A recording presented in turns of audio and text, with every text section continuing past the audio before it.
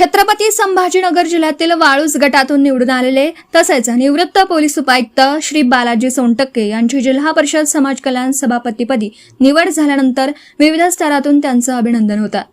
राष्ट्रवादी काँग्रेस पार्टीचे महाराष्ट्र राज्य प्रदेश सहसचिव पदवीधर विभाग शेख मुकरम यांच्या हस्ते त्यांचा सत्कार करण्यात आला। शेख मुकरम मित्र मंडळाच्या वतीने आयोजित या कार्यक्रमात जिल्हा उपाध्यक्ष इम्रान शेख, कय्यूम भाई, अल्ताफ भाई यांच्यासह अनेक मान्यवर उपस्थित होते। उपस्थितांनी सोनटक्के यांच्या निवडीचं स्वागत करत त्यांच्या पुढील कार्यकाळासाठी शुभेच्छा दिल्यात।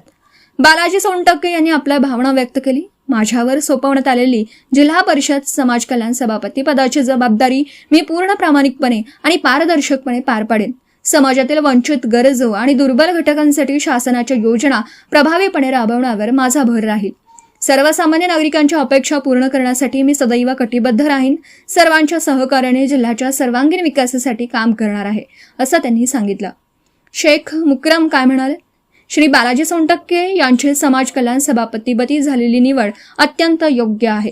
त्यांनी पोलीस सेवेत प्रामाणिकपणे काम करत समाजात विश्वास निर्माण केला। त्याच अनुभवाचा उपयोग करून ते समाजातील दुर्बल घटकांसाठी प्रभावी काम करतील, असा मला विश्वास आहे। त्यांच्या नेतृत्वाखाली समाज कल्याण विभाग अधिक सक्षम व गतिमान होईल, असं मत शेख मुकरम यांनी व्यक्त केलं। Subscribe now and press the bell icon. Never miss an update.